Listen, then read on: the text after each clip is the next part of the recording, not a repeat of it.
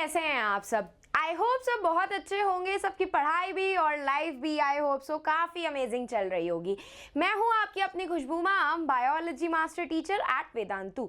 और आज के इस सेशन में हम प्रैक्टिस करने वाले हैं आपके एंटायर वो 3 चैप्टर्स के सारे assertion and reason based questions जो आपके मिड टर्म्स में आने वाले हैं। अगर मैं बात करूं फर्स्ट चैप्टर की तो वो है लाइफ प्रोसेस, सेकेंड आपका कंट्रोल एंड कोऑर्डिनेशन और थर्ड आपका होगा how do organism reproduce.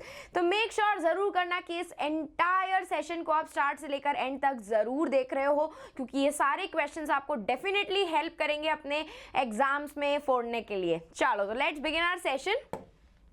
Here we go। तो ये रहा आपका आज के सेशन का शेड्यूल। अगर आप लोगों में से इसमें से कोई भी सेशन मिस आउट हो गया है इन केस, तो आप देख सकते हैं चैनल पे, अदरवाइज बस आप ही का लॉस है क्योंकि सारे आपके मिड टर्म्स के ही सेशंस हैं। चलो let's start with the very first question. The walls of the alveoli are extremely thin and moist. Thin and moist walls of alveoli help in the diffusion of gases between the air in the alveoli and the blood in the capillaries. Yes, तो ये दोनों statement एकदम true हैं। Alveoli जो होती है it is the main site of gaseous exchange. जितना भी गैसेस का एक्सचेंज होता है, वो चाहे ऑक्सीजन का गैसियस एक्सचेंज हो रहा हो, कार्बन डाइऑक्साइड का हो रहा है, कुछ भी हो रहा हो, वो सब आपके एल्वियोलर लेवल पे होता है। तो अगर गैसियस एक्सचेंज वहां पे हो रही है तो कॉमन सी बात है उनकी मेम्ब्रेन को थिन होना पड़ेगा ताकि इजीली डिफ्यूजन का प्रोसेस हो सके। तो यस, और मॉइस्ट सरफेस जो होता है वो इजी और बनाता है आपके डिफ्यूजन के प्रोसेस को। तो ये दोनों, ये स्टेटमेंट क्या है, this is also the true statement. Next बात करें, thin and moist wall help करती है डिफ्यूजन ऑफ गैसेस में air in the alveoli of the blood and the capillaries. Obviously भाई हमने सांस ली, हमारी ऑक्सीजन कहाँ जाती है? एल्वियोलाई में। एल्वियोलाई से सराउंडिंग आपकी ब्लड कैपिलरीज हैं, तो एल्वियोलाई से वो ऑक्सीजन कहाँ जाएगी? ब्लड कैपिलरीज के अंदर, और ब्लड कैपिलरी से कार्बन डाइऑक्साइड आपके एल्वियोलाई के अंदर एंटर कर जाती है, जिसको आप एक्सेल आउट कर देते हैं। तो हाँ जी, ये तो बिल्कुल ट्रू एक्सप्लेनेशन हो गया। तो क्या हो गया? Both the statements are true and is also the correct explanation. ठीक है, क्या है? एकदम करेक्ट एक्सप्लेनेशन है आपका। ठीक है, दोनों स्टेटमेंट ट्रू है and is also the correct explanation. Moving on to the next. तो देखो भैया, यहाँ से मैं आपको एक चीज बता देती हूँ, इन केस तुम लोगों को इसके अलावा भी क्वेश्चंस प्रैक्टिस करने हैं तो हम सब आपके लिए मिड टर्म की टेस्ट सीरीज लेकर के आए हैं। ये टेस्ट सीरीज बिल्कुल फ्री ऑफ कॉस्ट है, मतलब इतना सभी आपको पैसा देने की जरूरत नहीं है, कुछ नहीं, बस आपको अपने इसी सेशन के डिस्क्रिप्शन बॉक्स में विजिट करना पड़ेगा।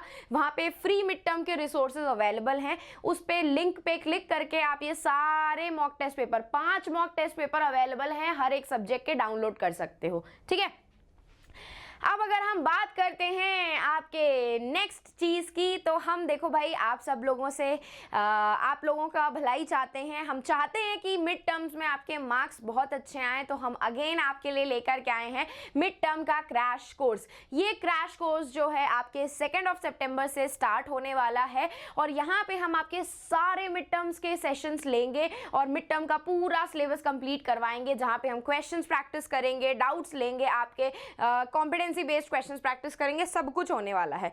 अगर आपको इस बैच को ज्वाइन करना है तो आपके पास सिर्फ 2 सितंबर तक का टाइम है।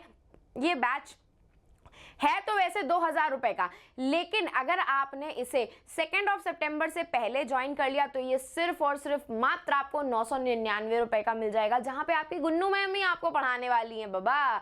ठीक है, तो मेक श्योर जरूर करना कि आप इसे ज्वाइन कर लो, क्योंकि हम ही लोग आपको यहाँ पे पढ़ाने वाले हैं। और इन केस अगर आपको इस बैच को ज्वाइन करना है तो आप मेरा कूपन कोड भी यूज कर सकते हो, दैट इज KB50। ठीक है, चलो let's start with the next question.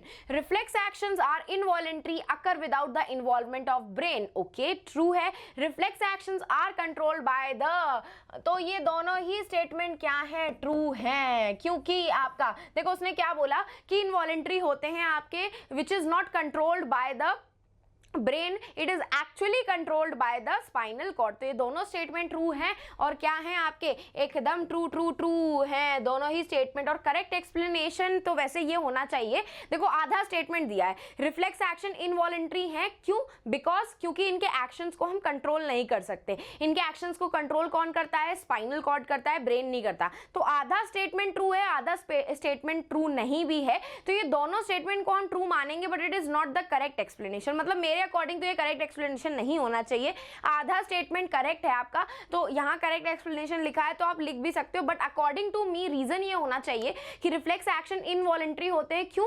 क्योंकि हम इनके एक्शंस को कंट्रोल नहीं कर पाते। एक तो ये स्टेटमेंट इंक्लूड होना चाहिए था, और दूसरा हाँ and it is controlled by the spinal cord. तो ये अधूरा सा एक्सप्लेनेशन था आपका, तो हाँ करेक्ट हम इसीलिए मान सकते हैं क्योंकि अधूरा एक्सप्लेनेशन है। इनकरेक्ट मैंने इसीलिए बोला क्योंकि ये पूरा कंप्लीट एक्सप्लेनेशन नहीं है, जो मैंने अभी आपको बताया that will be your complete explanation. ठीक है, चलो moving on to the next question. Sexual reproduction increases the genetic diversity in the population. During sexual reproduction, crossing over and the independent assortment of the chromosomes occur, leading to new combination of genes. तो इसका मतलब क्या है? देखो ये वाला जो part है ना आपको हेरिडिटी में पढ़ने के लिए मिलेगा। ठीक है, दिस पार्ट विल बी, ये तो स्टेटमेंट ट्रू है एकदम, ठीक है, क्योंकि वेरिएशंस होते हैं। ठीक है, लेकिन ये जो स्टेटमेंट ये आपको हेरिडिटी में पढ़ने के लिए मिलेगा, लेकिन मैं फिर भी एक्सप्लेन कर देती हूँ होता क्या है। आप लोग को पता है भाई, मेल गैमीट में क्या प्रेजेंट है? आपके क्रोमोसोम्स प्रेजेंट हैं। ठीक है, कितने क्रोमोसोम्स प्रेजेंट होते हैं? 23 क्रोमोसोम्स। सिमिलरली फीमेल गैमीट में भी कितने क्रोमोसोम्स प्रेजेंट होते हैं? 23 क्रोमोसोम्स। एंड जब ये आपके फ्यूज होते हैं तभी तो आपका जाइगोट की फॉर्मेशन होती है, और ये 23 + 23 मिल करके क्या करते हैं? आपके 46 क्रोमोसोम्स बना लेते हैं। तो आपकी मिक्सिंग हुई, मेल गैमीट्स की मिक्सिंग अलग हुई, फीमेल गैमीट के क्रोमोसोम्स की मिक्सिंग अलग हुई, तो वो कॉम्बिनेशन न्यू कॉम्बिनेशन बन जाता है। जब आप दो सब्जियों को, एक डिफरेंट सब्जियों को आपस में मिक्स करते हो तो सब्जी का टेस्ट चेंज हो जाता है, सब्जी एकदम नई सी दिखने लगती है। दो मसाले अगर डिफरेंट तरीके के ऐड करते हो तो सब्जी का टेस्ट चेंज हो जाता है। क्यों? क्योंकि आप नया कॉम्बिनेशन ऐड किया मसालों का। सिमिलरली यहाँ पे भी कि जब ड्यूरिंग द सेक्सुअल रिप्रोडक्शन जब मेल और फीमेल गैमीट फ्यूज होते हैं तो उनका क्रोमोसोम फ्यूज होता है, तो दो क्रोमोसोम्स फ्यूज होने की वजह से एक नया कॉम्बिनेशन बनता है, और ये नए कॉम्बिनेशन में आपको बहुत सारी डिफरेंट डाइवर्सिटी, विभिन्नता दिखाई देने के लिए मिल जाती है। तो ये दोनों स्टेटमेंट ट्रू हैं and it is also the correct explanation, ठीक है। Now, moving ahead with the next question, both assertion and reason are true and is also the correct explanation. चलो, question number 4 की बात करते हैं। Plants perform photosynthesis only during the day. Okay, photosynthesis requires sunlight as a source of energy to convert carbon dioxide and water into glucose and oxygen. तो उसने क्या बोला? Plant सिर्फ दिन में ही फोटोसिंथेसिस प्रोसेस परफॉर्म कर सकते हैं। ये तो ट्रू है।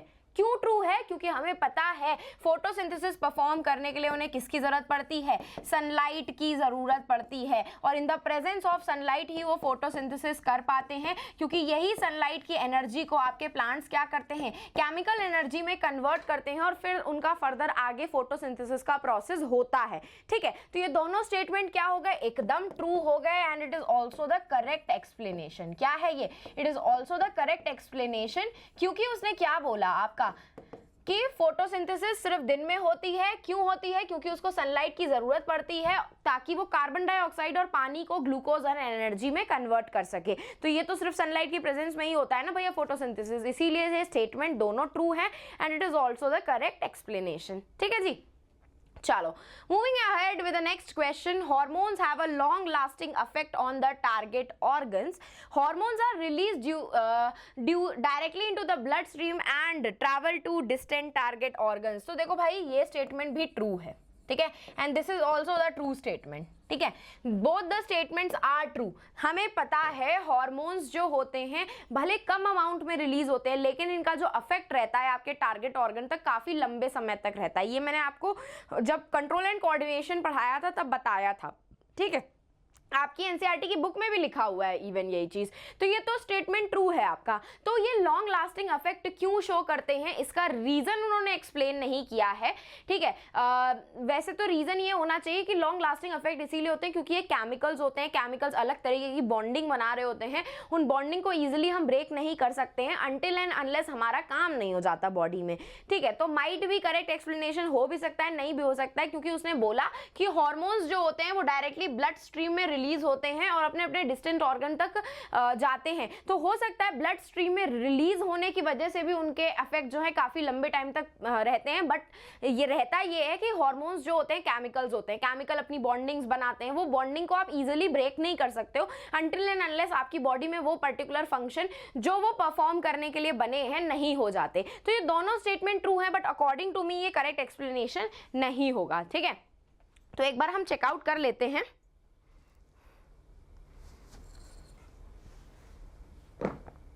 ठीक है ना, तो दोनों स्टेटमेंट क्या है, ये ट्रू है but it is not the correct explanation. अब इसमें लिखा हुआ है करेक्ट एक्सप्लेनेशन, हो भी सकता है नहीं भी हो सकता है, असली रीजन तो यही रहता है। लेकिन मैंने कहा ना कि ब्लड स्ट्रीम में रिलीज हो रहे हैं तो ब्लड जो होता है आपके हर एक बॉडी पार्ट तक जाता है, तो कहीं ना कहीं ब्लड में उनकी प्रेजेंस होने की वजह से भी इनका इफेक्ट काफी लॉन्ग लास्टिंग रहता है। तो यहाँ पे इसीलिए उसने करेक्ट एक्सप्लेनेशन बना दिया। तो अगर एग्जाम में आ जाए तो आप करेक्ट एक्सप्लेनेशन लिख सकते हो, कोई दिक्कत नहीं होगी। ठीक है, बट अकॉर्डिंग टू मी क्या करेक्ट एक्सप्लेनेशन होना चाहिए वो मैंने आपको बता दिया।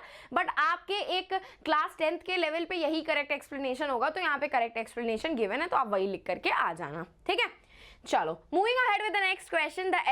The small intestine is the primary site of absorption and nutrition in the human body. Okay, because the small intestine has villi that increases the surface area of absorption. तो मैंने आप लोगों को जब डाइजेशन पढ़ाया था then I have told you कि small intestine जो होती है उसके पास किसकी प्रेजेंस होती है, विलाई की प्रेजेंस होती है, जो उसका क्या करती है, सरफेस एरिया इंक्रीज करती है। और दिस सरफेस एरिया इंक्रीज होने की वजह से ज्यादा अमाउंट ऑफ खाने का एब्जॉर्प्शन जो होता है, न्यूट्रिएंट्स का एब्जॉर्प्शन जो होता है वो स्मॉल इंटेस्टाइन में हो पाता है। तो भाई ये स्टेटमेंट क्या हो गया हमारा, एकदम ट्रू हो गया। क्यों? क्योंकि स्मॉल इंटेस्टाइन जो होती है it is the primary site of absorption. क्यों होती है? क्योंकि उनके पास microscopic finger like projections present होते हैं, दैट इज विलाई, जो उनके सरफेस एरिया को इंक्रीज करते हैं ताकि वो maximum amount of absorption perform कर सके। तो ये दोनों स्टेटमेंट क्या हो गए, and it is also the correct explanation, and it is also the correct explanation. दोनों स्टेटमेंट ट्रू है but it is also the correct explanation. ठीक है, both assertion and reason are the true statement and reason is also the correct explanation आपके इस वाले question का। चलो moving forward with the next question जो कि बोल रहा है binary fission in amoeba is a form of asexual reproduction. Yes, this is the true statement. ये तो हमने पढ़ा है। क्यों? क्योंकि एसेक्सुअल रिप्रोडक्शन जो हो रही है वहां पे दो पेरेंट्स नहीं, सिंगल पेरेंट इन्वॉल्व हैं जो आपस में एक ही अपने आप को डिवाइड करके दो डॉटर सेल्स की फॉर्मेशन करते हैं, है ना। तो रीजन क्या दिया है, because the binary fission results in the formation of two genetically identical daughter cells from a single parent cell. हाँ जी, तो ये तो बिल्कुल ट्रू स्टेटमेंट है। जेनेटिकली आइडेंटिकल डॉटर्स का मतलब होता है कि एकदम सेम टू सेम अमीबा के ओरिजिनल सेल की तरह दिखेगी। अमीबा जो होता है वो अपने आप को ही डिवाइड करके दो डॉटर सेल्स की फॉर्मेशन कर लेता है by the process of binary fission. तो ये दोनों स्टेटमेंट ट्रू है and it is also the correct explanation, and it is also the correct explanation. ठीक है, ये चीज याद रखनी है। ठीक है, ये चीज याद रखनी है। Both the statements are true and reason is also the correct explanation. Moving ahead with the next question, vegetative propagation in plants results in offsprings that are genetically identical to the parent plant। यहाँ पे भी देखो वही statement बोला है, genetically identical है। क्यों है? क्योंकि vegetative propagation is also a type of asexual reproduction he only. क्या है वो?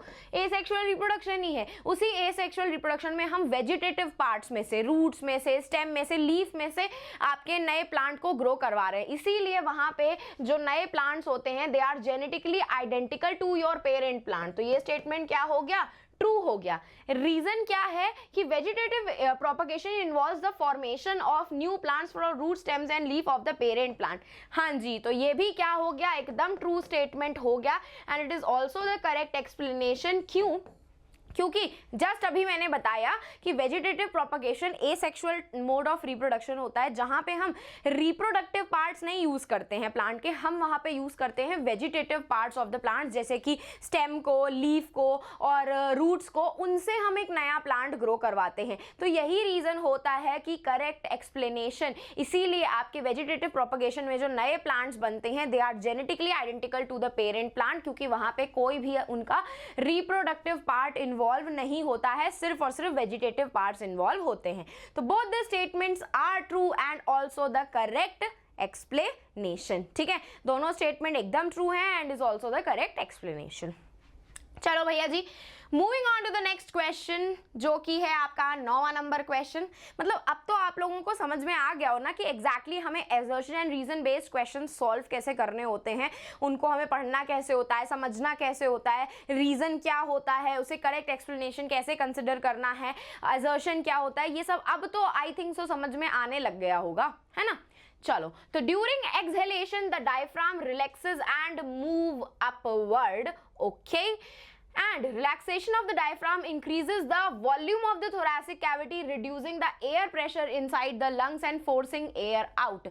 Relaxation देखा बेटा जी, हाँ, तो कॉन्ट्रैक्ट पोजीशन में वो फ्लैटेंड हो जाएगा, इस पोजीशन में वो रिलैक्स हो जाता है। रिलैक्स मतलब वो अपनी ओरिजिनल पोजीशन में आ गया, क्या हो गया, वो अपनी ओरिजिनल स्टेट में आ गया। और कॉन्ट्रैक्ट वो है, वो फ्लैटेंड हो गया। कॉन्ट्रैक्ट का मतलब वो चपटा हो जाता है, ठीक है, क्योंकि ओरिजिनल अगर हम अपने डायफ्राम को देखें तो वो हमेशा डोम शेप्ड रहता है, यूं रहता है, ठीक है, तो डोम शेप्ड कंडीशन में वो रिलैक्स रहता है। लेकिन जब हम सांस को अंदर लेते हैं, हमने अपने प्रेशर को इंक्रीज करना होता है, तो हमारा डायफ्राम जो होता है वो फ्लैटन हो जाता है, चपटा हो जाता है। तो ये केस जो होता है आपका कॉन्ट्रैक्ट होता है। तो यस, ड्यूरिंग एक्सहेलेशन डायफ्राम हमारा रिलैक्स हो जाता है, इट मूव्स अपवर्ड, इस तरीके से मूव, फ्लैटेंड होता है और इस तरीके से मूव कर जाता है। तो yes, this is the true statement. इससे क्या होता है, रिलैक्सेशन ऑफ द डायफ्राम जो होती है decreases, not increases the air cavity, decreases the volume of the thoracic cavity, जिसकी वजह से एयर प्रेशर रिड्यूस होता है और फोर्सिंग एयर आउट नहीं, this is the false statement.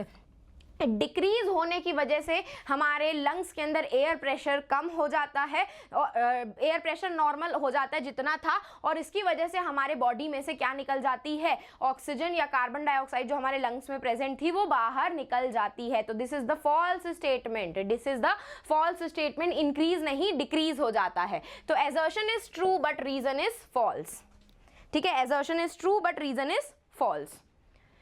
Moving ahead with the next question, that is the question number 10th. Pollination is a necessary process for seed formation in polyflowering plants. Reason क्या given है, pollination is the transfer of pollen grains from anther to the stigma of the same flower or another flower of the same species. हाँ जी, तो भाई ये statement तो true है, क्योंकि मैंने आप लोगों को बताया था until and unless flowering plants में pollination नहीं होगा तब तक उनके अंदर fertilization का process नहीं हो सकता है, क्योंकि जब पॉलिनेशन होता है तभी तो आपका जो मेल गैमीट होती है वो फीमेल गैमीट के साथ फ्यूज होकर के जाइगोट की फॉर्मेशन करती है। तो जब तक आपका पॉलिनेशन नहीं होगा तब तक फ्लावरिंग प्लांट्स में फर्टिलाइजेशन का और सीड फॉर्मेशन का प्रोसेस नहीं होगा।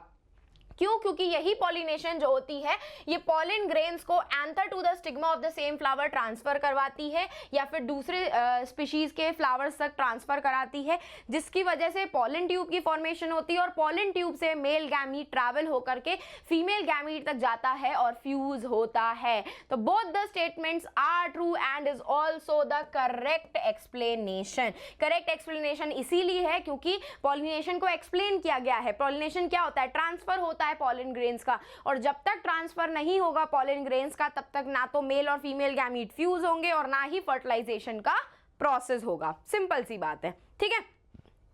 चलो, moving on to the next question, the medulla oblongata controls the involuntary actions like heartbeat and breathing. Reason, medulla oblongata is a part of a spinal cord है, तो ये तो स्टेटमेंट ट्रू है। मैंने आप लोगों को बताया था कि medulla oblongata जो होता है वो किसका पार्ट होता है? It's a part of your hind brain. ये हाइंड ब्रेन का पार्ट होता है, और हाइंड ब्रेन का पार्ट होता है दैट मीन्स ये इनवॉलेंट्री एक्शन भी कंट्रोल करता है और ये स्पाइनल कॉर्ड का पार्ट नहीं होगा। तो ये क्या हो गया? This is the false statement. Assertion तो ट्रू है बट रीजन क्या है? फॉल्स है। रीजन इज फॉल्स, ठीक है। Assertion is true but reason is false.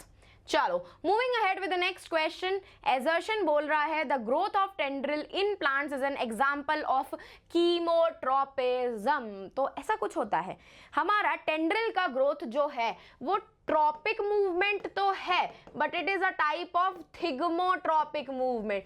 थिग्मोट्रॉपिक movement मतलब टच की वजह से जो आपकी ग्रोथ होती है, टच की वजह से जो ग्रोथ मूवमेंट होती है उसको हम कहते हैं थिग्मोट्रॉपिक मूवमेंट।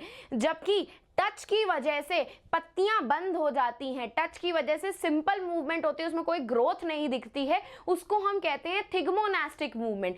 कीमोट्रोपिज्म का एग्जांपल ये नहीं होता है, कीमोट्रोपिज्म का एग्जांपल होता है growth of pollen tube. Pollen tube का जो ग्रोथ होती है आपकी पॉलन ग्रेन में से निकल करके जो ओव्यूल तक जाता है, that is actually the example of your chemotropism. ठीक है, तो क्या बोला उसने रीजन में, टेंड्रिल ग्रो टूवर्ड्स और away from the chemical stimuli in the environment. नहीं भैया नहीं, टच की वजह से नहीं, ये स्टेटमेंट तो ट्रू है, this statement is true, but this statement is not the true, क्योंकि टच की वजह से वहां पे जो ऑक्सिन होता है वो एक्टिवेट हो जाता है और वो दूसरे टच के अपोजिट साइड में डिफ्यूज होकर के ग्रोथ शो करता है। तो ग्रोथ आपकी केमिकल स्टिमुलाई की वजह से ही हो रही है, केमिकल स्टिमुलाई की वजह से नहीं। ये स्टेटमेंट भी गलत है, केमिकल स्टिमुलाई नहीं, touch is the stimuli, chemical stimuli नहीं, टच इज द स्टिमुलाई। ये भी स्टेटमेंट गलत है, both the statements are false, both the statements are false. नहीं, एजर्शन फॉल्स है। ग्रोथ ऑफ टेंड्रिल्स जो होती है, it is not an example of chemotropism, it is an example of thigmotropic movement. Touch की वजह से जो मूवमेंट, ग्रोथ मूवमेंट होती है उसको हम कहते हैं थिग्मोट्रोपिक मूवमेंट। ये दोनों स्टेटमेंट फॉल्स हैं। ठीक है, ये आंसर गलत लिखा हुआ है, इस पे मत जाना। एजर्शन भी आपका फॉल्स है and reason is also your false. दोनों ही स्टेटमेंट फॉल्स हैं। ठीक है, चलो moving ahead with the next question, vegetative propagation in plants results in offsprings that are genetically identical to the parent plant.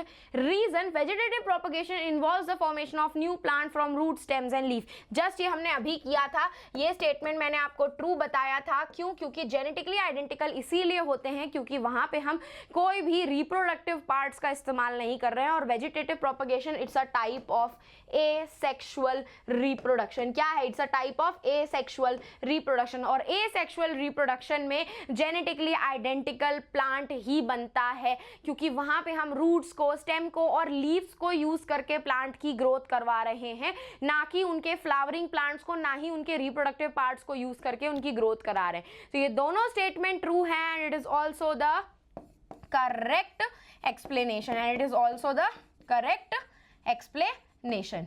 याद रखना ये चीज, ठीक है। चलो moving ahead with the next question, in sexual reproduction offspring inherit traits from both the parents, and because in sexual reproduction the fusion of male and female gamete which contributes the half genetic material from each parent, both the statement are true। कैसे? मैंने आप लोगों को बताया था sexual reproduction में क्या होता है, मेल गैमीट और फीमेल गैमीट आपस में फ्यूज होकर के क्या बनाते हैं, जाइगोट की फॉर्मेशन करते हैं। तो इनहेरिट ट्रेट्स कैसे? मेल गैमीट के जो 23 क्रोमोसोम्स है, क्रोमोसोम्स के ऊपर ही तो आपके जीन्स प्रेजेंट होते हैं, उन्हीं की वजह से ही तो आपके ट्रेट्स, कैरेक्टरिस्टिक्स दिखती हैं आपकी कि मम्मी की आंखें कैसी हैं, तो आपकी आंखें ऑलमोस्ट मम्मी जैसी दिखती हैं क्योंकि मम्मी का कैरेक्टरिस्टिक्स आपके अंदर आया है ना, मम्मी के क्रोमोसोम्स आपके अंदर आए हैं।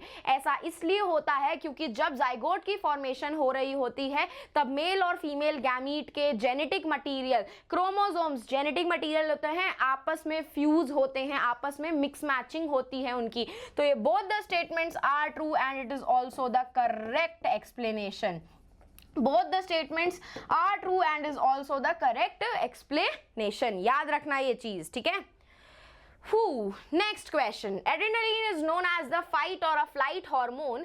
Reason, adrenaline prepares the body for emergency situation by increasing the heart rate, dilating air passages and mobilizing energy stores। Yes, this is the true statement। तो ये हमने आपको बताया था कि एड्रेनलिन हार्मोन क्या करता है, आपकी बॉडी को किसी भी इमरजेंसी सिचुएशन में जहां पे आपको लड़ना है, गुस्सा करना है या आपको बच करके भागना है, उस केस में आपकी बॉडी एड्रेनलिन ग्लैंड को एक्टिवेट एक्टिवेट करके एड्रेनलिन हार्मोन सिक्रीट करती है, जिसको हम फाइट और फ्लाइट हार्मोन बोलते हैं।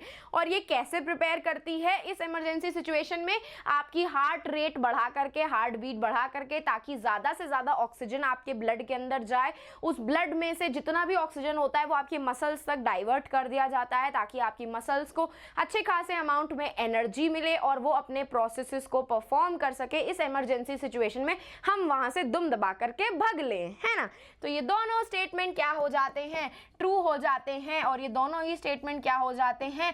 करेक्ट एक्सप्लेनेशन हो जाते हैं। Both the statements are true and both the statements are true and both of them and reason is also the correct explanation। क्या बोल रही हूँ भाई? हाँ जी, तो both the assertion and reason are true and is also the correct explanation। याद रखना ये चीज।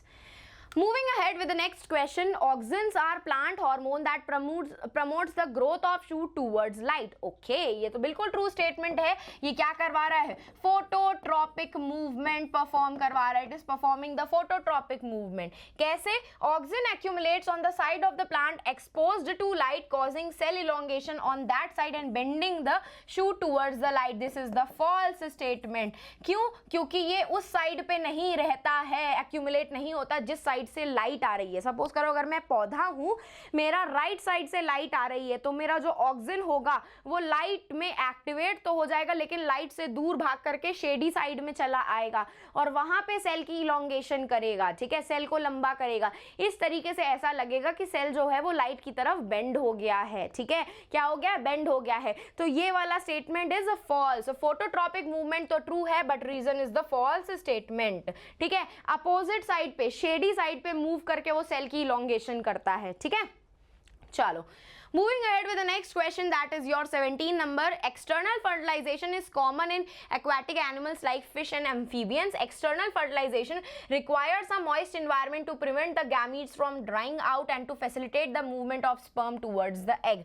ये दोनों ही स्टेटमेंट एकदम ट्रू हैं। देखो, एक्सटर्नल फर्टिलाइजेशन का मतलब ये होता है कि उनके बाहर बॉडी के वो लोग फिशेस जो होती हैं एग बाहर रिलीज करती हैं और फिर वो एग के साथ स्पर्म फर्टिलाइज होकर के बाहर जाइगोट, उनके बॉडी के बाहर जाइगोट बना रहा है। जबकि अगर हम ह्यूमंस की बात करें तो ह्यूमंस में जाइगोट की फॉर्मेशन जो होती है वो फीमेल बॉडी के अंदर हो रही है, इंटरनल फर्टिलाइजेशन होता है। लेकिन फिश और एम्फीबियंस में ये चीज नहीं होती है। फिश और एम्फीबियंस जो होते हैं वो बॉडी के बाहर फर्टिलाइजेशन करते हैं और वो भी पानी के अंदर। क्यों? क्योंकि पानी में उनके जो एग्स होते हैं वो सूखते नहीं है, ड्राइंग नहीं होते, और उनके स्पर्म को भी, जैसे हमारे मेल्स में स्पर्म को फ्लूइड मीडियम चाहिए होता है ट्रैवल करने के लिए, फ्लो करने के लिए, उसी तरीके से फिशेस और एम्फीबियंस में भी स्पर्म को ट्रैवल करने के लिए एक फ्लूइड मीडियम की जरूरत होती है जो आपके एग के साथ फर्टिलाइज होता है इसी फ्लूइड मीडियम में। तो दोनों स्टेटमेंट ट्रू है and it is also the correct